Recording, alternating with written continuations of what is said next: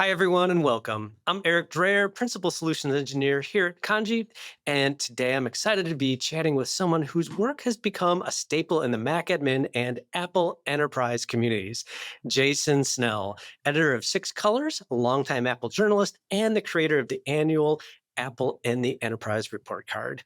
If you've read this year's report, you know there's a lot to unpack when it comes to how Apple's doing in the enterprise space, especially around macOS upgrades, patching, and deployment. With WWDC just around the corner and a new macOS version on the horizon, we started to dig a little bit deeper into what Jason's hearing from the community, what stood out in the latest survey, and what enterprise IT teams are still looking for as they prepare for the next big update. Jason, thanks for taking the time to join me. It's great to have you here. Thanks for having me. I appreciate it. So the first question is, what were the biggest surprises for you in this year's data? Uh, let's see, a few things. The contrast between the panel's appreciation for Apple's hardware and skepticism about what's going on with reliability on the software side continues to broaden. I would say that that's happening kind of across the whole community. You get the sense that Apple's hardware is firing on all cylinders and that the software is shaky and there are a lot of concerns about it. Um, Given everything around Apple Intelligence, I'm not too surprised, but it's really interesting to watch those things kind of spread apart and how that is it's an interesting contrast that I think all of us who are spending time thinking about Apple are struck by, that they seem to have lost their way a little bit on the software side while um, really being in the best shape maybe ever on the hardware side. How do you think Apple can improve its confidence score for the enterprise for next time? In terms of software or generally?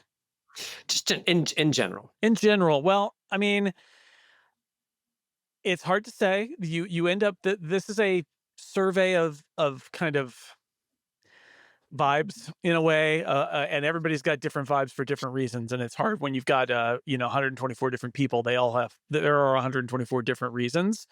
I would say Apple Intelligence hit a lot of people because it's very clearly it was something that was done at the last minute, at least in Apple terms, and that there are not a lot of controls for it. There's a lot of concern about what Apple is trying to do there. So I'd say that there was a lot of I I think everybody no, well, let me put it this way. Nobody likes to be surprised.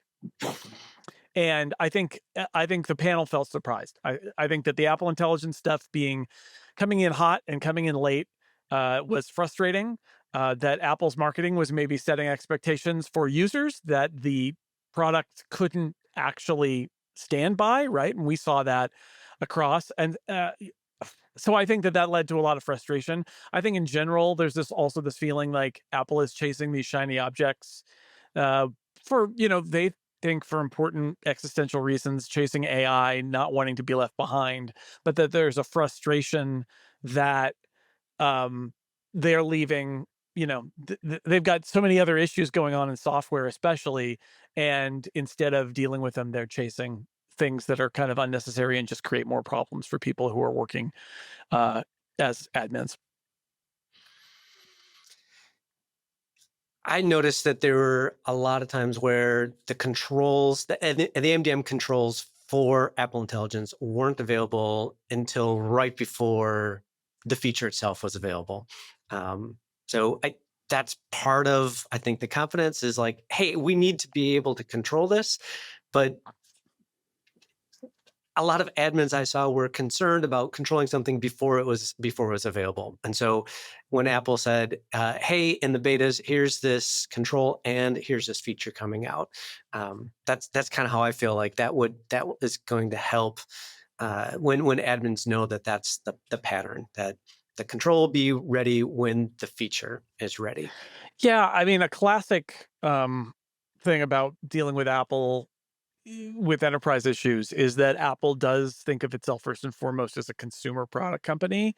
And the panelists know that, the admins know that, but there is this feeling sort of like um they build the consumer product and then they figure out what the enterprise deployment issues are after the fact, which can be very frustrating if you're an administrator. I think what happens when they push it, like they did this year, where they were pushing Apple Intelligence to the point where it was all happening late, if at all, and that just exacerbates all of those issues. And that's a, I I think it's been ongoing for long before I did this survey. I think that that's just everybody just accepts that Apple's not they're not Apple's priority, the users are, and that there's a lot of good about that in terms of the product, but it can be very frustrating. And then when you get something like this, it just is like putting a little salt in the wound.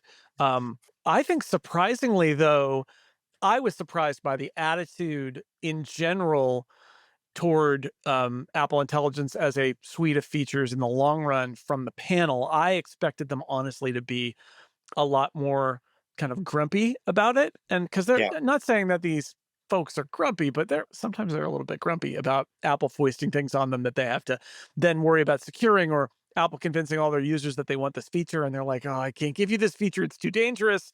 So I think it's interesting that when we ask them some of these like custom questions for just this year, what level of Apple Intelligence would you be comfortable allowing? And this is not a feature that they currently have control over. But when you ask them that, I was surprised. So 35% said device only, which is not shocking because that's the idea of like, well, I want my data, my company's data to be on device and I don't want it to go anywhere else. But I thought it was really interesting that 47%, so basically half the panel who answered this question said they would be comfortable with Apple's private cloud compute. Because that to me, and this goes back to security and privacy being another really a winning category for Apple, even though there's frustration in it. I do think that the panelists believe that Apple legitimately is concerned about user security and privacy, and that when they built private cloud compute, which for those who don't know, like the idea there is they need to execute AI in the cloud for some stuff because the device just can't doesn't have the power to do it. Mhm. And the fear has always been, well, you can't send my company data to the cloud. You can't do it. It's too dangerous. What do I can't allow that. Private cloud compute, the idea is it's in Apple's data centers. It's Apple's special custom built servers running Apple's custom built operating system. And they publish the white papers and all of that to say, look, this is in the cloud, yes, but we can't even see it, let alone anybody else. So it's very private. And you know what? They could have said, "No, hard no. Doesn't matter where it is, it's in the cloud, forget about it." And I think it's really interesting that half of the people who answered this question said they would be comfortable allowing the private cloud compute stuff as well as the device stuff. And Yeah. 18% said, "Whatever, we don't care anything," which is great. Mhm. I mean, I guess. But I think that I was surprised very much by that. But if you look at while they can be frustrated by Apple's security and privacy stuff, because sometimes it gets in the way of administering systems. It's like, oh, the user needs to be warned that you're updating the software on their system. Like, I just need to do this. Still, I think they appreciate and trust. There is a level of trust of Apple with something like private cloud compute that didn't need to be there. I think it says something about Apple's long-standing credibility and also the details of that announcement last year, where they said we're going to show you the receipts of how we're doing this, and I think that in large part the panel was convinced. Yeah, the information that Apple has released about PCC is pretty amazing. There's a lot of corporate resources from Apple that went into those reports and all that information. So I think that that's going to help the enterprise space trust Apple. Yeah, it clearly has. And I think they anticipated all the criticism going in, and they knew people would say, "Well, wait a second, you want us to send our data?" I mean, and again, yes, are they thinking of it from a customer perspective, a consumer perspective of saying just like, "Don't worry, Apple's still got your back." Yeah, but it's a story that plays really well with admins as well. Sure. And just to write on that, in system settings, it's privacy and security now instead of security and privacy. Mm, So that focus on privacy is still there. yeah, yeah, for sure, for sure. So this is the fifth annual report you've done. Mhm. What for this year? What do you think the big trends and takeaways for admins as opposed to MDM solutions is? Oh, I don't know.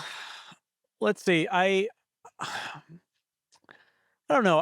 I big takeaways. I think this year was a tougher. It was a tougher software update cycle, and people felt said that everything was a little bit slower last year. Everything was a little bit faster. This year was a little bit slower. I think that that's is something interesting to watch. After 5 years of track record of asking these questions, it is interesting to see like enterprise service and support is a category that started out kind of lower and over the last 3 years has sort of plateaued. Although Mhm, we break it up by more than 1,000 devices, less than 1,000 devices, and business versus education. And I think it's really interesting that education is much happier with enterprise service and support than business is. I don't know. Like they're very usually all the answers are the same, right? Although I do all those splits and there's nothing new. But I thought there were a few of those things that were kind of interesting where education's like we feel better about support. Like I said, the hardware numbers have never been higher. The software numbers are trickling back down. The security and privacy score actually went down, um, and has been decreasing. But a lot of that isn't about um, they feel it's less secure or less private. A lot of that is excessive user prompts and breaking third-party software, right? So the complaint isn't that Apple isn't committed to security and privacy. The complaint is that Apple's commitments to security and privacy are frustrating, and fighting their ability to do their jobs.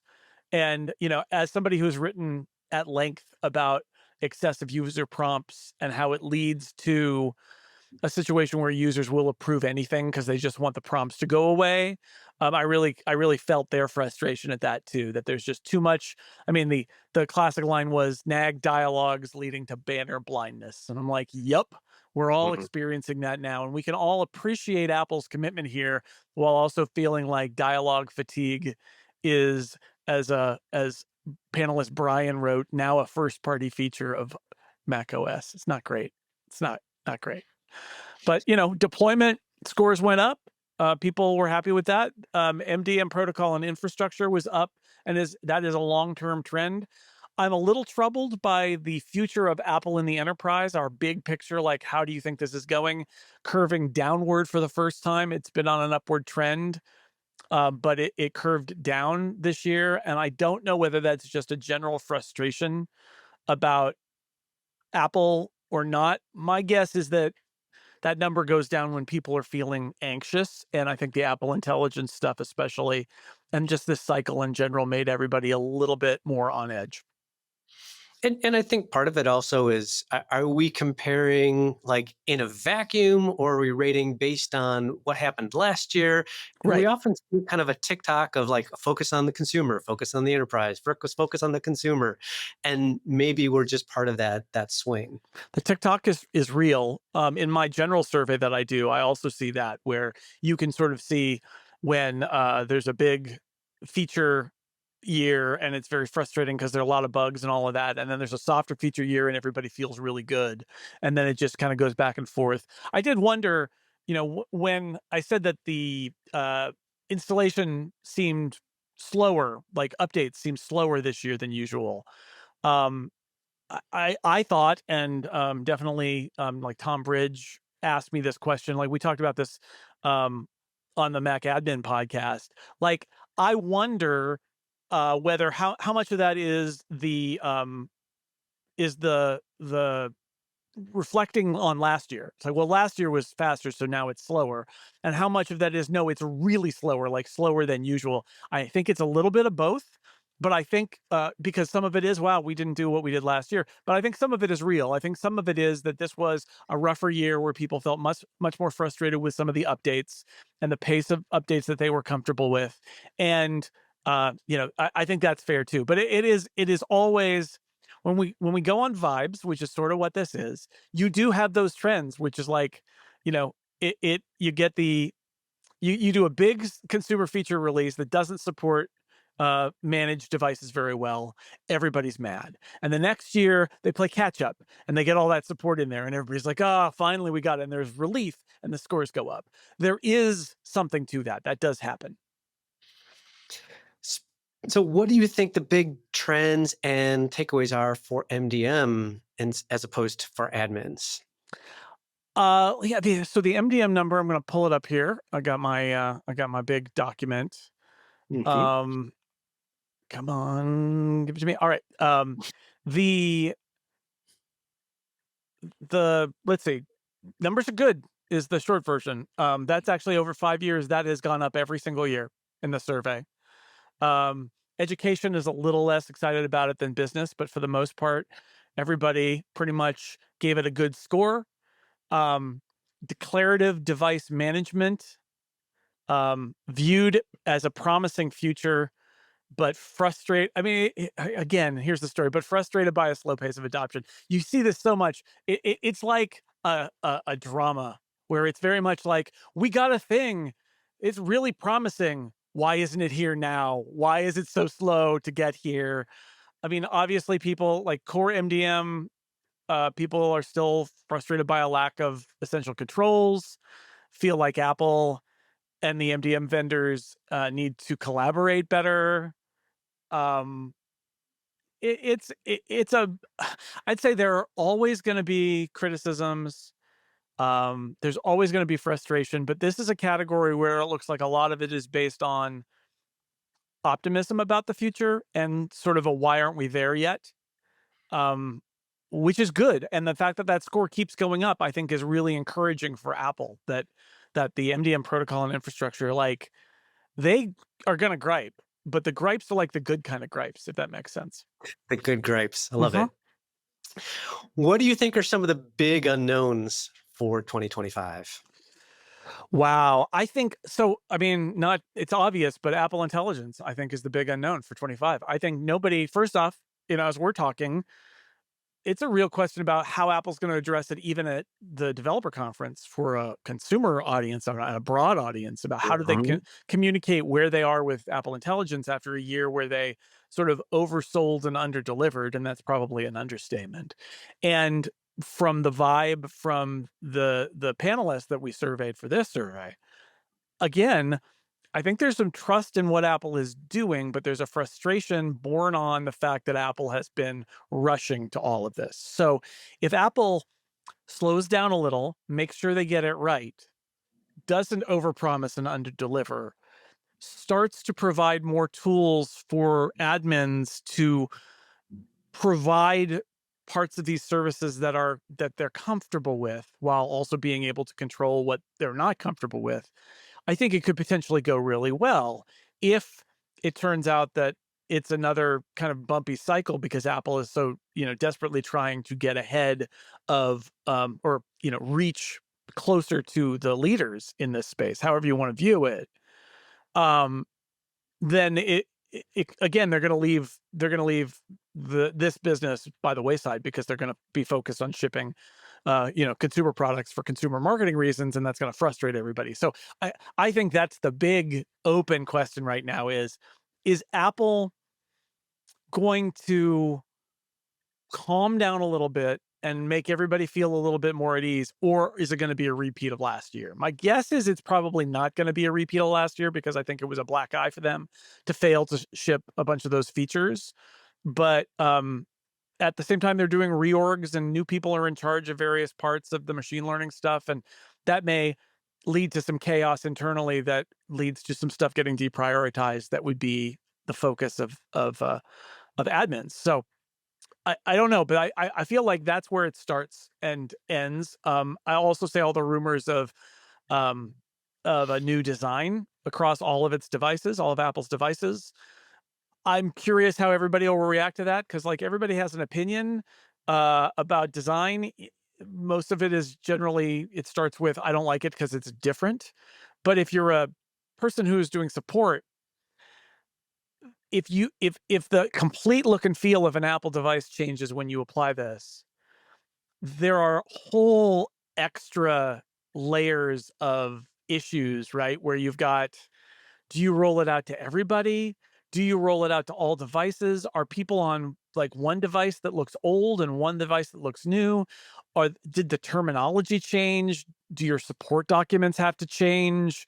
Like there's a lot so that's a real wild card too, is how big a deal is it in terms of like Apple doing a redesign of its operating system interfaces? Because that's extra work for everybody. So to sum it up, the unknowns are working with Apple. There's always an unknown. Yep. Yep. Yep. What do you think are some practical steps that admins can take now in order to better prepare? Wow. I mean, they're the experts and I'm not, but I would say that just kind of generally, I think thinking through what your approach to Apple Intelligence features is going to be. Uh, who knows what granularity they will give you? Who knows what features they're going to announce? Who knows what's going to be available in private cloud compute? But what you can do in the meantime is think about what's your philosophy there. Like what makes you uncomfortable and what would make you comfortable? What are features that you have some enthusiasm in, and which ones are you not enthusiastic about? What do you see if you look at other AI platforms out there, things that are being done that you might be comfortable with or uncomfortable with? I think a good example might be something like Apple has said that they're going to do something with app intents where you're going to be able to have the ability to control individual apps from things like Siri and from LLMs and all of that. And on one level, I think that that could be amazing for productivity. On another level, I could also see how people who are admins might say, getting, getting LLMs to get their fingers on my apps and do things in apps that aren't my user doing them makes me really uncomfortable. Well, think that through. Think if you haven't looked up private cloud compute, because there's a certain percentage of the people who said forget it, I'm not interested in that at all. Look it up because you may discover that private cloud compute is something you have more more trust in than you think from just thinking, I don't want anything in the cloud. Like that's a good, simple, clear default. Cloud, no. But you might look at private cloud compute and say, this is okay. And that will inform whatever comes next. And then, I mean, to go back to the redesign thing, the other piece of advice I'll just give is we don't know what that redesign is going to be like. We don't know what it's going to do to us. But I'd say think about whether it's you or somebody you work with in your organization who does documentation and support for users. Think about what your resources are. Think about who updates that documentation and support, because maybe it's just me as somebody who writes about these issues for a living, but I think about a redesign and I immediately start to think, oh no, all the terminologies will change. All the screenshots will need to be retaken. All of the descriptions of what you click on and what it looks like will be different. And so it can't hurt. Again, you don't know how it's going to go, but you might know, oh, we don't have somebody who updated our documentation the last time. Was that a contractor? Was it somebody on staff? Are they still around? Are they aware that they might be needed? Now's a great time to start thinking about stuff like that because, you know, in June, we may suddenly go, oh boy. And it's not bad to do some thinking in advance about that. You're giving me flashbacks of updating the macOS Support Essentials, macOS Server Oh Essentials man, books, and like, well, at what point do we take the screenshots? Is the font you going to know, change? Is the face going to change? at It's like, WWDC last year, I was there on the campus and they announced, oh, we got this huge update to photos. And I write a book about photos for Take Control. And literally everybody around me who knew me just looked over at me and shook their head because they knew it was like that was a lot of my summer gone because I was going to have to adjust to every new piece of terminology. And like, and that's the thing is you might think, oh, it didn't hit me so much when they do a redesign because it's like it's just a visual refresh, but it's like, they're going to change the labels, they're going to change the order of where things are in menus. And and I don't, some people don't have to worry about that, but for other people, the admins are also the people who have to make sure that the documentation is there for their users. And if it all changes, somebody's got to update it. So it's not just me. Although that moment keeps coming back to me where everybody was looking over at me and I'm like, yeah, yeah, but it may hit all of us this year. So I'd say get ready and be aware of what your resources are when it comes to documentation. Well, speaking of WWDC, what did admins indicate that they're hoping to see at WWDC?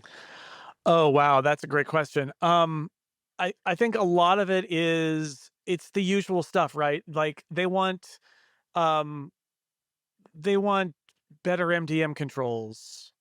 They want for Apple Intelligence especially. They want the third party device management stuff to work better for Apple. Some people actually talked about having a first party like Dare to Dream that Apple might provide its own first party MDM solution. I'm not sure that's going to happen. I mean, you never say never, but it seems less likely. But I think that that's something that they want. And another thing that struck me, and again, this is us asking Apple to almost change its stripes on this, so it's probably less likely to happen. But a lot of the frustration is about communication. That Apple doesn't need to hide all the features until release, that they could communicate better about what they're planning on the enterprise roadmap. It's not going to kill their consumer surprise and delight that they're doing.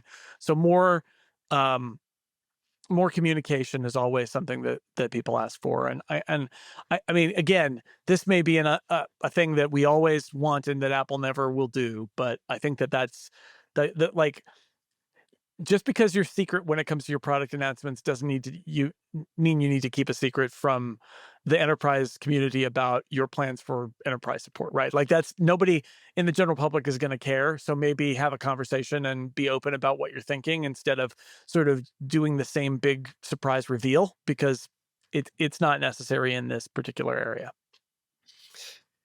So WWDC MDM capabilities. Is there anything particular that the data said about capabilities to respond to OS releases?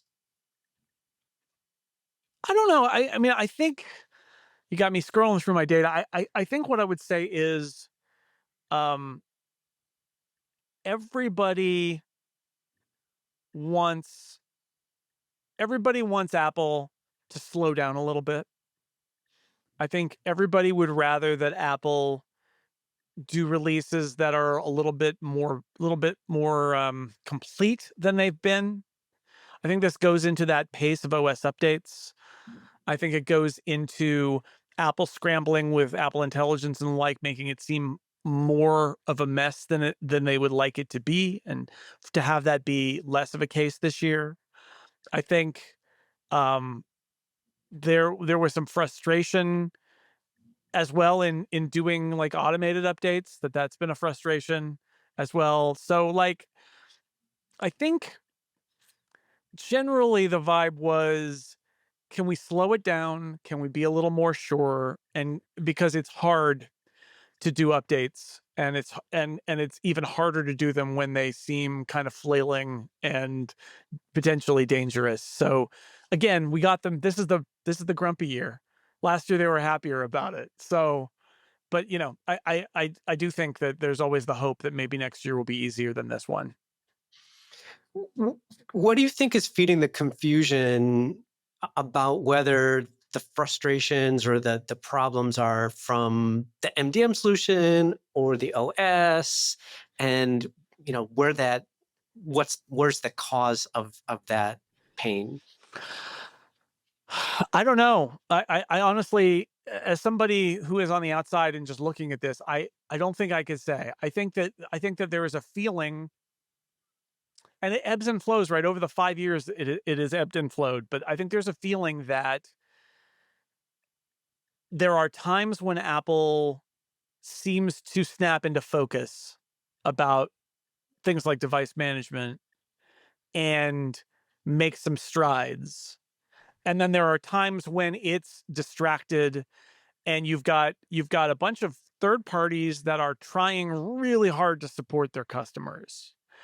And when there's a disconnect, it gets frustrating for everybody. And I think that's um I think the truth it all goes back to that core thing, which is, it's a priority, but it's not the top priority. And so sometimes you get some attention from them And I mean, one way to look at it is that the whole of third party MDM stuff is almost like it starts as a hack, which is like, we don't have it. So let's make it. And then the platform vendor is like, oh, you wanted that. Okay. And then it comes part way. And it's like, oh, there's sort of this realization that it's needed, even though it wasn't a priority. And there's they sort of approach it and it's like, we're not going to do our own, but let us bless you or work better with you. And that happens, and then they get distracted again, and you're like, hey, wait, we're over here. And unfortunately, I do think this is another one of those nature of the beast sort of things, where some years it's good, some years Apple is able to say we care about this and can give you some love, and other times it's not like we don't care. It's like we got other things going on, and so I don't know. I mean, you could blame Apple if you like, but I think that the truth is that personally, I think that in a lot of ways, Apple is more like a force of nature. And, everybody else sort of like rolls with whatever comes from Apple. And if there's a nice year with a lot of rain and the crops grow really well, then great. And if it's a bad year, then you just have to figure it out and survive till the next year. And, I think it's better than it's been, but the more attention you get focused on you, I think that the danger is you expect that that's how it's going to be. And there's the expectation, I would argue the expectation is that if you say that you're going to pay attention to a category, you should pay attention to it.